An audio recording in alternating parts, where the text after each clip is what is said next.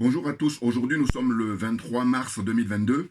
Je fais cette vidéo pour revenir sur la marmaille de la politique ivoirienne. Vous allez observer que quand j'utilise le thème de marmaille, ça se passe en Côte d'Ivoire. Voilà, parce qu'il y a l'actualité là-bas. Et quand on dit que M. Ouattara a domestiqué l'opposition ivoirienne, c'est peu que de le dire. Voilà, donc je vous montre d'abord un extrait, comme je fais d'habitude, après je fais mon commentaire. Suivez la suite. La même chose qu'il y a de cela quelque temps. Ce qu'il sait faire le plus, prendre les armes. C'est un criminel. Donc il utilise cette criminalité pour tuer son mentor d'hier. C'est tout ce qu'il peut faire. Parce qu'aucun avenir politique, ça c'est clair. Il n'a aucun avenir politique. Parce qu'on nous a habitués en Afrique ici que pour que vous deveniez un homme politique célèbre ou bien fonctionnaire de haute catégorie, il faut passer par une rébellion, il faut passer par des marches, il faut passer après ça, on vous donne un statut politique. C'est cette étape-là que M. Kimbafori Soro-Guillaume a utilisée pour devenir ce qu'il est aujourd'hui. Parce que la seule fonction qu'on a occupée, que Kimbafori Soro-Guillaume, après secrétaire général des forces nouvelles, il s'est retrouvé Premier ministre. Mais attends, pour être quand même Premier ministre dans un pays, il y a quand même un processus. Vous savez que c'est la même chose qui est arrivée à son mentor, M. Alassane Dramane Ouattara. On était surpris, après avoir été fonctionnaire au niveau international, c'est-à-dire chef de gang du FMI et de la Banque mondiale en Afrique, c'est-à-dire directeur général adjoint du FMI, où il a bradé tous nos États et tout le reste. On pas subitement Premier ministre en Côte d'Ivoire. On ne sait pas comment. Quelqu'un qui quitte directeur de la banque, de représentant de la Haute-Volta, c'est-à-dire le Burkina Faso, devenir Premier ministre en Côte d'Ivoire. Ok, ce n'est qu'au fait Boigny qui pouvait maîtriser ce genre de mécanisme. Ça a été fait. Donc c'est la même chose qui est arrivée à Kimbafori Soro-Guillaume, où il se retrouve Premier ministre parce que, pour seul mérite, parce qu'il avait pris les armes contre l'État de Côte d'Ivoire.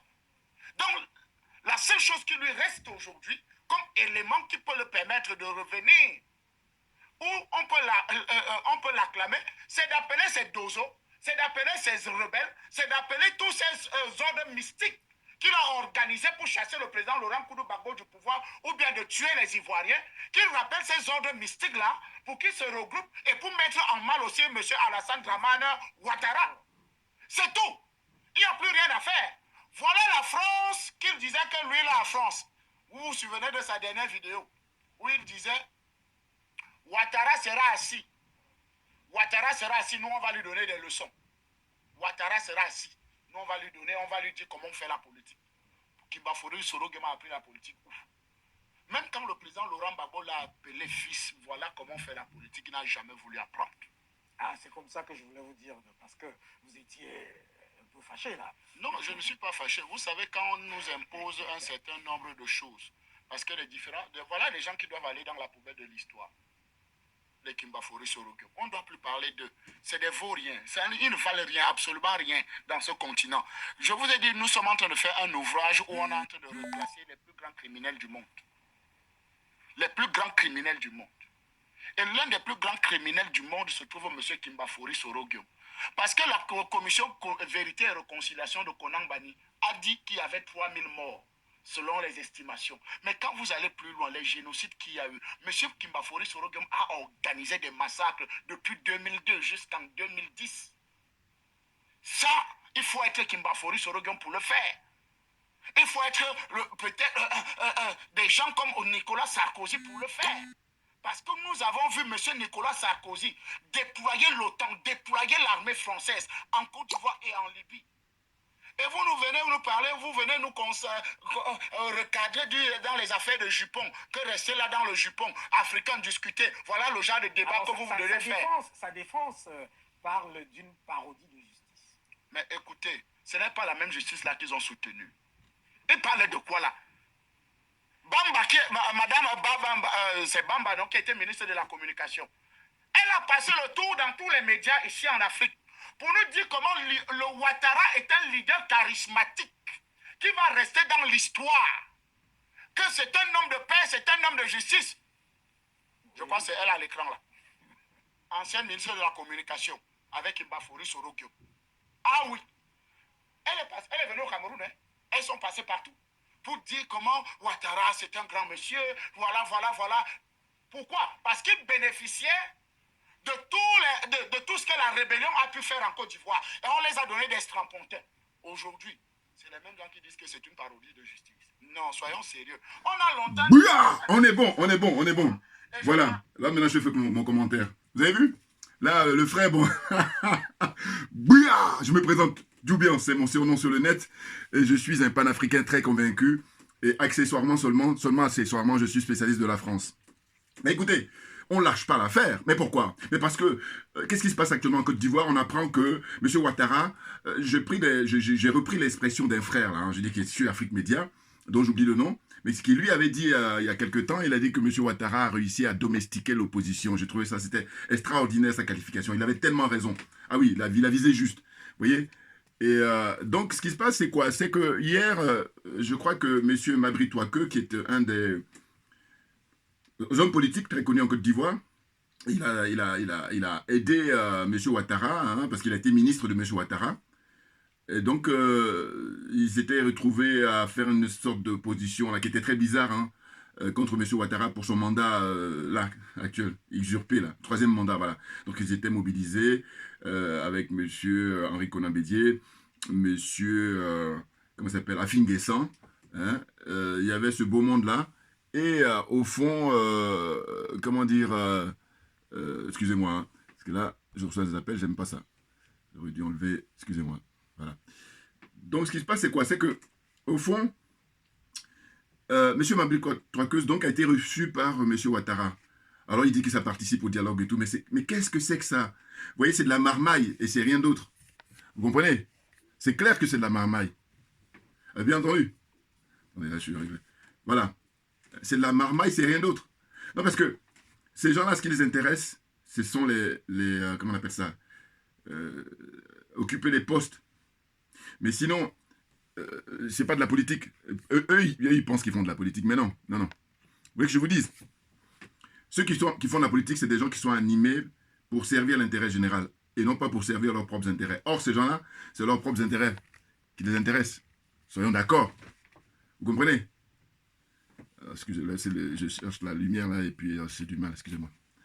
Hein, c'est leurs propres intérêts qui les intéressent, hein, et pas le peuple. C'est clair. Vous voyez? Et qu'est-ce qu'il préconise là, le frère Guillaume Soro? Il dit qu'il sorte les armes. Moi, je n'irai pas dans ce sens-là, parce que je dis, moi, il faut préserver la vie humaine parce que c'est sacré pour moi. Vous voyez? Par contre, ce que je demande constamment, et je ne lâcherai pas, c'est que je demande à Guillaume Soro de vider son sac. Et quand je dis vider son sac, c'est de nous dire tout, de dire tout aux Africains en général et aux Ivoiriens en particulier, parce qu'il en sait des choses. Je peux même vous dire que quand il est sur sa chaîne, là, il était intervenu, c'était au mois d'octobre 2020, et il devrait dire des choses, mais là, il s'est gardé. Il le dit lui-même, hein, il dit, bon, j'ai pas envie de dire des choses. Alors que justement, il faut vider ton sac, et l'expression vider son sac, tout le monde sait ce que ça veut dire, voilà. Donc, ça veut dire que son sac est plein, il ne veut pas le vider, mais pourquoi ne veut-il pas vider son sac? La question, elle est là. Vous voyez? Donc là, on reste simplement dans le pacifisme. Là, hein. Là moi, je ne parle pas d'aller prendre des armes. Ça ne m'intéresse pas de prendre des armes. Parce que moi, j'ai dit, voilà, c'est ça, le mind fait jouer l'intelligence. Et on va, comme je dis, j'ai la prétention d'être un être humain, eh ben, c'est plutôt l'intelligence qui va prévaloir plutôt que de jouer dans la barbarie. Ce frère-là est beaucoup plus radical que moi, on va dire. Donc voilà, hein, moi, je ne lâcherai pas sur le fait que on peut faire mieux s'il accepte de vider son sac. Et vous allez observer que quand il fait des conférences de presse ou quand il parle comme ça avec ses fans, là, comme lui-même il dit, hein, les gens qui le soutiennent, il a beaucoup de respect pour eux, il les appelle ses fans. Non mais n'importe quoi. Tu peux dire mes adhérents ou voilà, ou mes camarades, ou en fait, mais pas mes fans. Enfin bon, le mec il se prend pour une superstar, une méga star ou comment dire ça. Bon, le truc c'est quoi? C'est qu'au fond, il est comme un chien errant là. Mais je vous dis, les services secrets français savent où il est. C'est clair.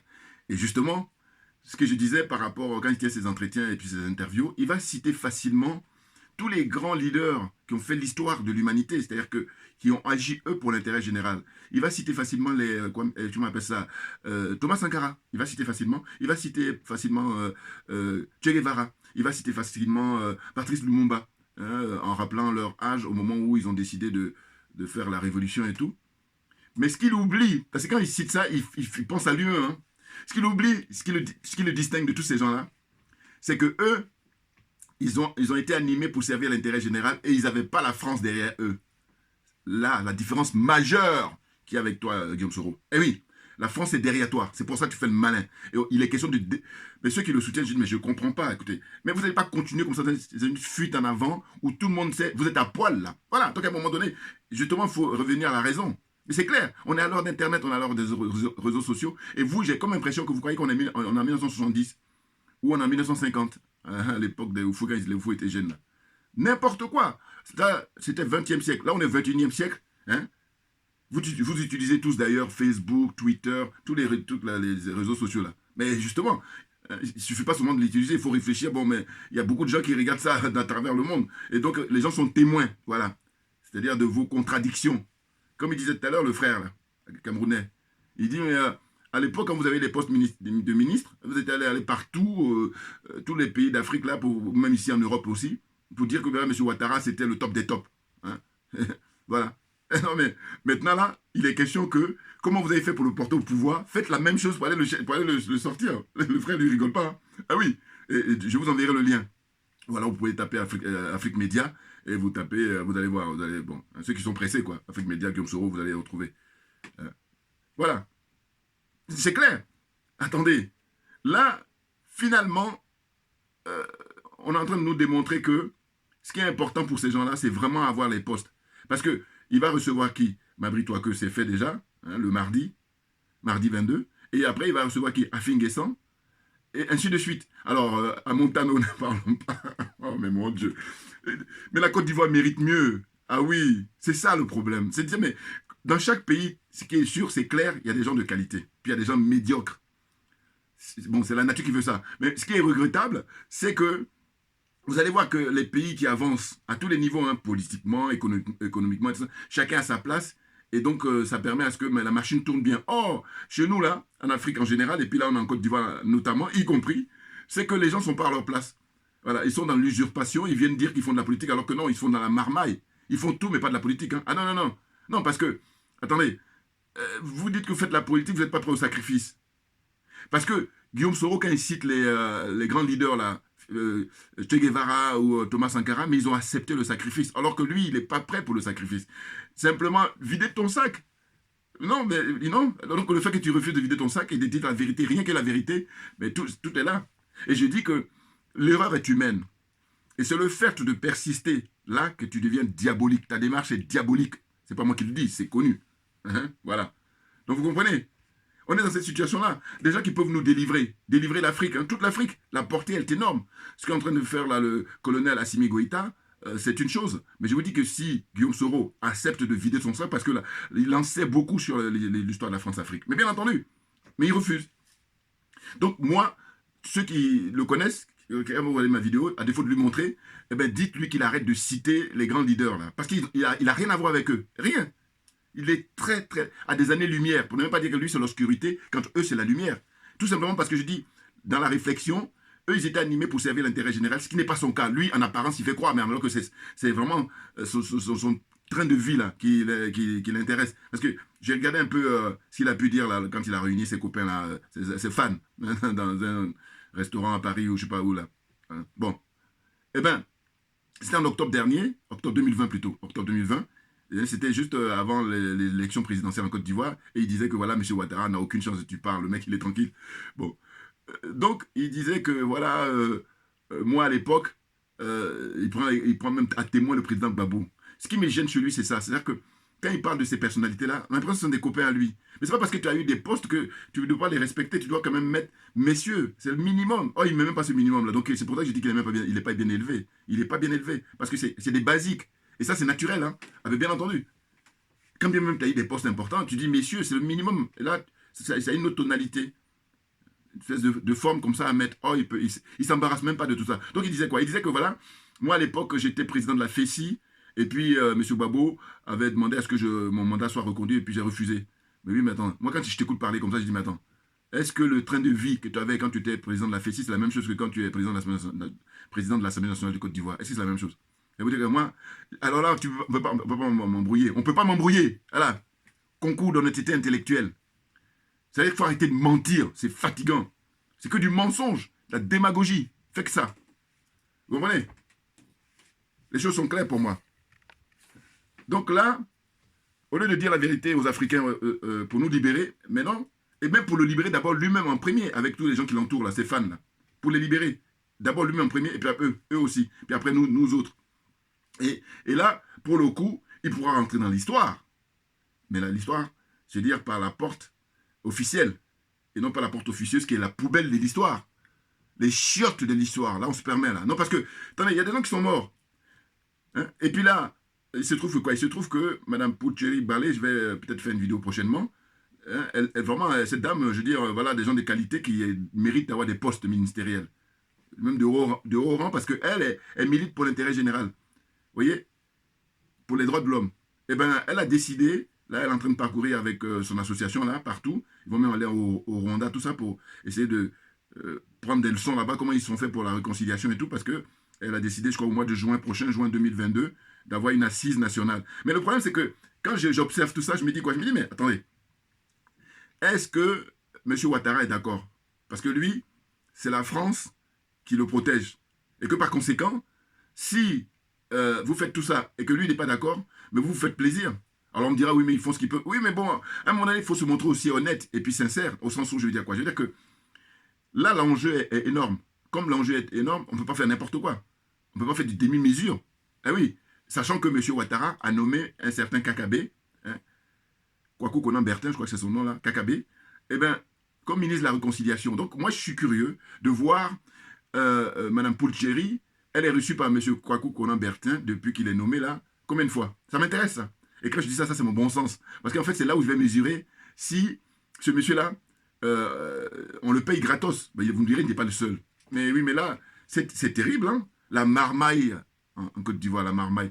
Et du coup, marmaille, ça c'est le langage trivial. Mais je vous dis encore, un journaliste, je crois qu'il doit être sénégalais, au journal Le Point, le journal français, là. Hein? Il a utilisé une formule aussi, là je lui rends hommage, parce que j'aime, les mecs, quand il y a une bonne formule, je dis, c'est approprié. Il dit, on est dans l'informel politique.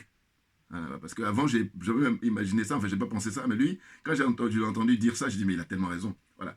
On est dans l'informel politique. Et vous savez, l'informel, hein, c'est-à-dire généralement on emploie ça pour, vous savez, en Afrique où les gens ne sont pas inscrits dans les registres du commerce, où ils sont pas, vous voyez, ils n'ont pas fait les déclarations, donc voilà, tu fais ton petit business là, et puis, généralement on emploie ça pour ça. Mais là, je trouve que le fait qu'il ait justement fait le parallèle, c'est impeccable, c'est ça. Et puis maintenant, je vous dis en termes beaucoup plus trivial, en termes beaucoup plus terre à terre, on dit marmaille, voilà, n'importe quoi. C'est dingue, dingue, dingue, dingue, dingue. Donc, je vous dis, je passe mon temps à ressasser ça. Un peu comme un jeune frère. Là. Et le mec, il regarde mes vidéos et puis il fait le malin. Je dis, mais tu sais quoi, moi, quand je regarde régulièrement les vidéos des gens, que je sais que je vais aller prendre des leçons, et ben, je ne fais pas le malin. Oh, lui, il fait le malin parce qu'il me dit, oui, mais toi, tu proposes quoi? Mais déjà, ne serait-ce que ce que je fais là, c'est ce que je propose, regarde. Quand je donne ce slogan là, mais c'est pas rien. Et donc, quand tu ne maîtrises pas les choses, arrête de perdre mon temps. Parce que j'ai pas le temps, Assimi Goïta, j'ai pas le temps. Parce que lui, il me fatigue là. On me dit, oui, je suis pas obligé de le répondre, c'est vrai. Mais j'essaie de quand même de donner un minimum, mais tu vois que... Et c'est dingue, hein? Eh oui, je passe mon temps. Si tu es honnête, parce qu'il est malhonnête en réalité. Parce que normalement, quand je fais mes discours là, même si ça dure 10 minutes, 20 minutes, 30 minutes, 40 minutes, mais il y a quand même une ou deux propositions que je fais. Et c'est pas rien. Parce que ce que je dis souvent, je dis, mais il y a des gens qui sont beaucoup plus connus que moi. Il y a des gens qui ont beaucoup plus de notoriété et beaucoup plus de moyens, mais qu'est-ce qu'ils font eux? Et voilà. C'est ça. Alors que moi, j'ai dit, j'aimerais bien que quand moi je reprends le terme du frère là, qui est journaliste au Point, c'est un Sénégalais, hein, mais vraiment, et puis quand il a dit ça, parce qu'il était invité à l'époque, je me rappelle, sur TV5, ils l'ont pu inviter. Mais oui, mais parce que eux, quand ils invitent un négro, eh ben, ce qu'ils veulent, c'est que tu sois là pour juste amuser la galerie. Et lui, il avait l'air d'être vraiment honnête dans ses analyses et tout, et donc ils l'ont pu inviter. Et moi, attendez, c'est ma qualité de accessoirement spécialiste de la France, vous comprenez bien, donc je sais très bien comment il fonctionne. Vous voyez? Excusez-moi, là, aujourd'hui, vraiment, au niveau de la luminosité, c'est pas évident, et donc c'est pour ça. Bon, j'essaie de me rapprocher pour que... Hein, vous voyez? Donc, on est dans cette situation-là, marmaille de la politique ivoirienne. Hein. Ou comme dirait le frère, il dit, c'est dans l'informel. Voilà. Mais n'importe quoi, vous vous rendez compte? La Côte d'Ivoire. Mais oui, mais c'est les héritiers de Fauboigné. Hein. Ah ben, faut pas aller chercher midi à 14. Parce que d'un autre côté, hein, quand on a le Premier ministre, Choguel Maïga, ou son excellence, l'imperturbable, colonel Assimi Goïta, ça, ce sont les héritiers de Modibo Keïta. Donc, maintenant, essayez de regarder. Hein, qu'a fait Modibo Keïta à l'époque et qu'est-ce qu'a fait Houphouët-Boigny à l'époque. Voilà. Et donc, comment on appelle, le compte est fait, la messe est dite. Maintenant, bon, on peut rattraper.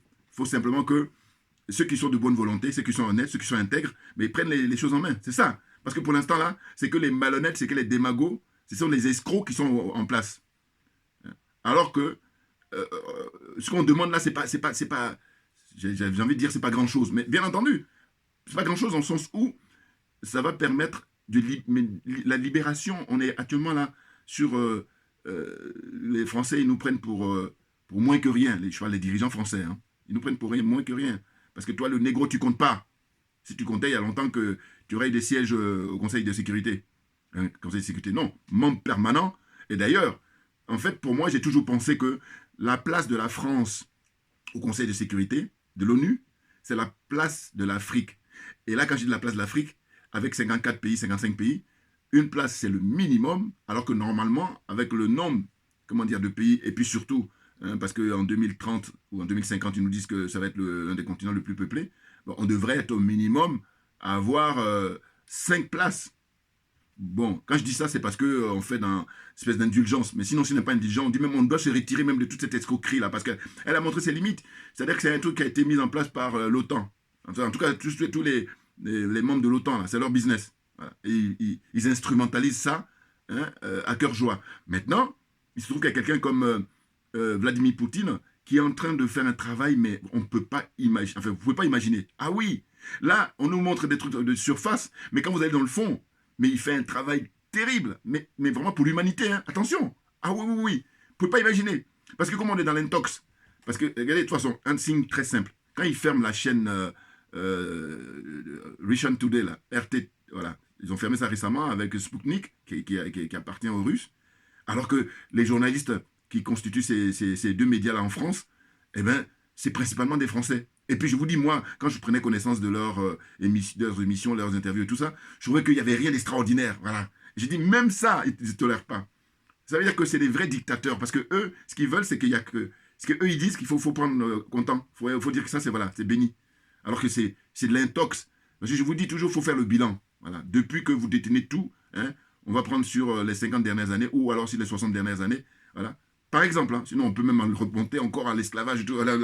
Là c'est même pas la peine. Ben, voilà. Donc en fait, ces gens-là, ils sont condamnés, hein, j'allais dire définitivement. Ah oui, parce qu'on a toutes les preuves. Moi, je prends toujours sur un terrain juridique. Puisqu'on a toutes les preuves, vous voulez qu'on fasse quoi? On va faire un procès pour juste la forme. Mais sinon, étant donné qu'on vous a pris en flagrant délit, ben, on laisse plaider votre avocat, vos avocats que vous voulez, et puis après, voilà, on passe aux choses sérieuses, c'est-à-dire que on donne les raisons pour lesquelles vous êtes condamné, et puis on va vous apprendre à le vivre ensemble. Comment gérer le bien public. Parce que là, et puis, on va vous ramener à l'humanité. Vous n'êtes pas, voilà, vous avez l'apparence d'être humain, mais vous n'êtes pas des êtres humains. C'est parce qu'il y a des minimums, hein, vous comprenez? Voilà. Donc là, en Côte d'Ivoire, comment ça se passe? J'avais déjà dit précédemment que, je dis, voilà, pour ce jeune frère là, qui m'interpelle, s'il est de bonne foi, je veux bien, mais je ne soupçonne pas d'être de bonne foi. Et c'est ça qui me dérange chez les gens. Moi, si tu es de bonne foi, il n'y a pas de problème, parce que voilà, c'est le but d'ailleurs d'échanger. Mais voilà, c'est un minimum. Le minimum, c'est qu'il faut que tu sois de bonne foi. Parce que lui, il me reprochait en disant, oui, mais tu critiques, comment on appelle ça, Niamsi, alors qu'on préfère que tu parles. Non, je fais ce que je veux. Hein? Je crée ta chaîne, et puis tu fais ce que tu veux aussi. Voilà, c'est ça la liberté. Donc, ça veut dire que je dis, le meilleur service que tu peux faire, c'est, tu as mieux à faire que de me regarder. Voilà. Oh, là, ce que j'observe chez lui, c'est que je dis, mais non, mais il me provoque, je sais. Bouillard, j'ai pas le temps, Assimi Goïta. Mais non, mais en même temps, ça m'amuse après, parce que il y a ma fille qui m'a dit, mais non, mais il veut lier contact avec toi. Hein? Voilà. Juste 20 ans, elle me dit ça. Je dis, mais oui, c'est vrai. Non, mais n'importe quoi. Mais j'ai pas le temps, moi, c'est ça. J'ai pas le temps, Assimi Goïta. C'est ça qu'il faut que tu comprennes, mon gars. J'ai pas le temps. Voilà.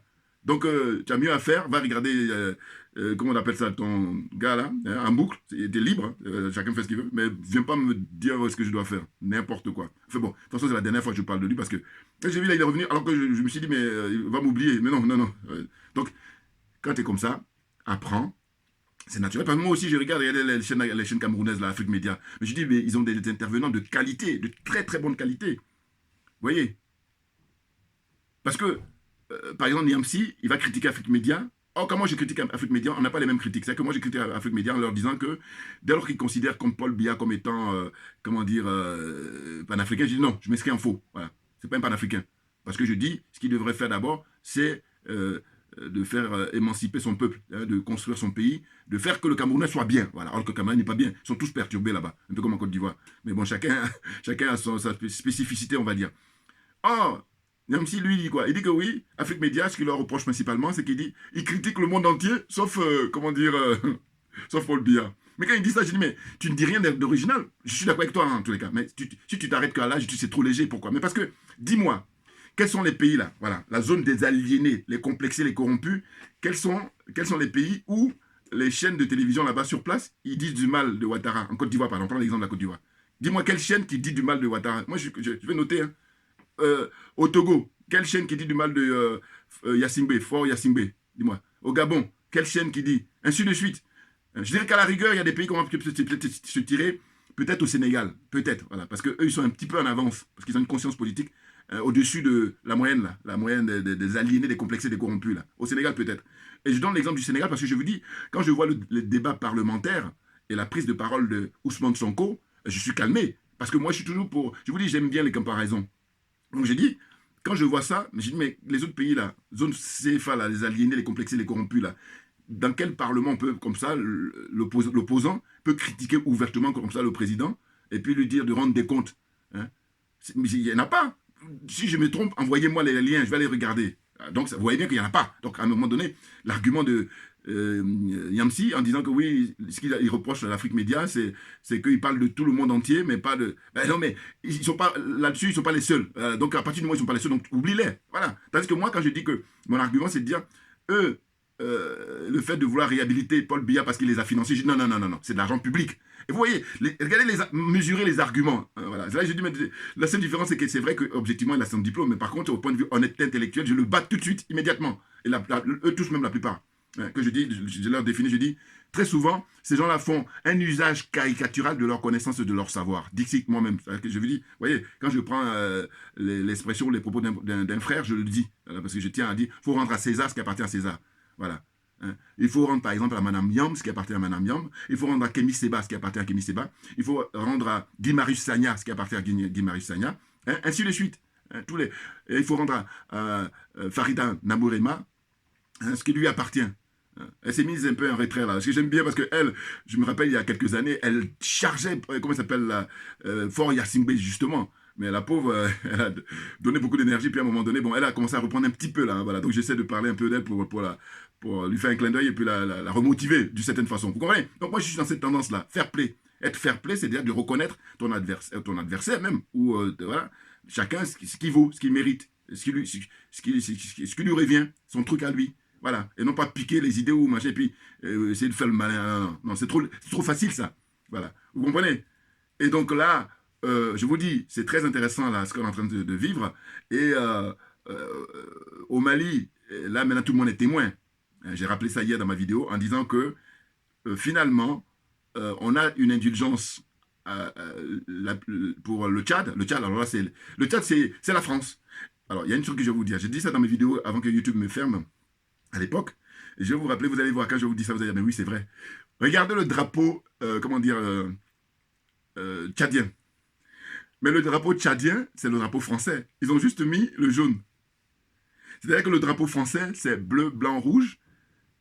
Et le drapeau tchadien, c'est bleu, jaune, rouge. Donc, ils ont mis le jaune. Du coup, en fait, bon, figurez-vous que ça n'a l'air de rien, mais c'est très profond. Mais oui, parce qu'il faut déjà maintenant remonter historiquement les drapeaux des différents pays africains, là. C'est sur quelle base ils ont pris les couleurs et tout ça. Sachant que quand on est en Afrique, c'est principalement ce qui domine, là, le rouge et le jaune et le vert. On va dire surtout le jaune et le vert. Alors qu'en Amérique latine, ce qui domine plus, c'est le bleu et le rouge. Moi, je me suis intéressé à ça il y a quelques années déjà. Il y a quelques temps, on va dire. Vous voyez? Donc, c'est très, très intéressant. Donc, le Tchad, vous voyez? Donc, indulgence avec le Tchad, indulgence avec la Guinée, et indulgence surtout maintenant avec, le Burkina Faso, dont il y a pas mal de frères qui commencent à s'inquiéter là. Voilà. Parce que eux, ils ont demandé une transition de 3 ans, 36 mois, et puis la CEDEAO a dit non, non, pas de problème, circulaire, il n'y a rien à voir. Mais par contre, le Mali, ils disent, bon, nous on veut 5 ans.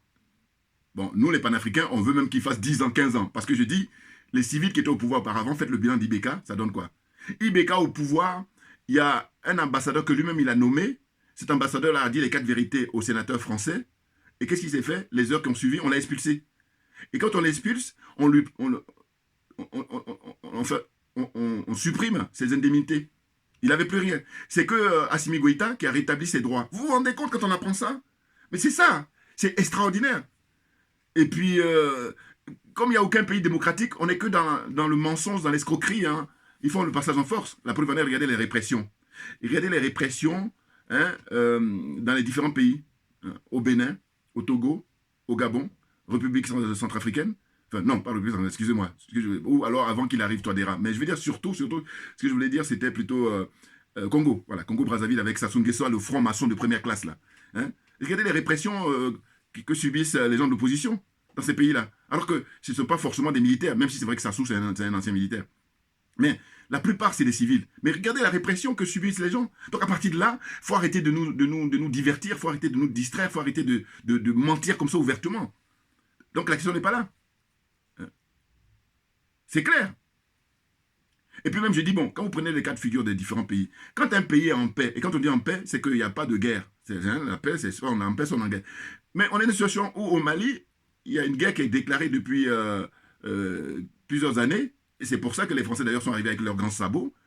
Et il est question, en fait, de faire de manière à ce que la paix elle soit totale. Et c'est à partir de là, quand la paix sera totale, c'est-à-dire qu'il n'y a plus de gens qui sont morts comme ça artificiellement, qu'on tue, hein, soi-disant par les djihadistes, voilà. Soi-disant, c'est bien à préciser ça. Et donc je veux dire que quand les conditions seront réunies, hein, pour l'intégrité et l'intégralité du pays, pour la sécurité de tout le monde, là, on pourrait, je conjugue ça au conditionnel. Et oui, parce qu'ils ont du travail là, ils sont sérieux dans ce qu'ils sont en train de faire. On pourrait dans ce cas-là demander aux militaires, bon écoutez, votre place c'est dans les casernes. Mais là, il se trouve que des civils qui prennent la place, ils sont gangrénés par la corruption, le clientélisme, hein, plein de trucs comme ça qui font que le peuple, il n'a rien en retour. Il est perdant, hein, sur tous les plans. Donc, il faut arrêter. C'est dingue, hein. C'est des trucs basiques, élémentaires, comme ça, on a besoin de rappeler ça. Alors qu'on devait lever le débat pour parler d'autres choses, mais vous voyez, on en est rendu là. On en est rendu là. Ah oui. Ah oui. Mais bon, voyez, comme je dis toujours, nous, nos démarches, c'est très salutaire, donc on va continuer. Parce qu'on ne lâchera rien et on est convaincu que ça va porter ses fruits. Ça a commencé déjà à porter ses fruits. Ben oui, mais bien entendu. Parce que le mensonge ne pourra jamais, jamais gagner le dernier mot. Le dernier mot, il appartient à la vérité. Hein, vous connaissez, on dit la vérité prend l'escalier, alors que l'ascenseur est pris, hein, par le mensonge. Voilà. Donc il se dépêche. Mais par contre, dans mon propre terme, dans ma propre inspiration, je dis, en fait, le mensonge, il est en CDD. CDD, c'est-à-dire c'est les contrats à durée déterminée. Alors que la vérité est en CDI, donc contrat à durée indéterminée. Comprenne qui veut, comprenne qui peut. Voilà. Merci à vous tous là pour aujourd'hui. Et puis, il fait un temps magnifique. Bon, j'espère que tout le monde a la pêche, parce que c'est ce qu'il faut souhaiter. Et puis, concours de discussion, de réflexion, et puis faire avancer la cause pour que l'Afrique retrouve sa dignité. C'est ça qui est notre combat. Et quand elle aura sa dignité, ben, tous les Africains seront respectés, tous les Noirs, tous les Négros seront respectés. Pour l'instant, on nous prend comme des serpillères, mais parce que la mère, c'est-à-dire l'Afrique, la mère, hein, eh ben, elle souffre. Et donc nous, à notre petit niveau, chacun de nous, il faut essayer de faire ce qu'on peut. Hein, un peu comme disent les Américains, l'expression que j'aime chez eux, c'est « do your best ». Do your best. Faites ton mieux, faites ton mieux. Il faut aller au maximum de ce que tu peux faire. Et non pas donner juste un minimum et puis être assis puis regarder n'importe quoi. Bouya! Merci à vous tous pour votre attention. Et puis à très bientôt. Merci bien.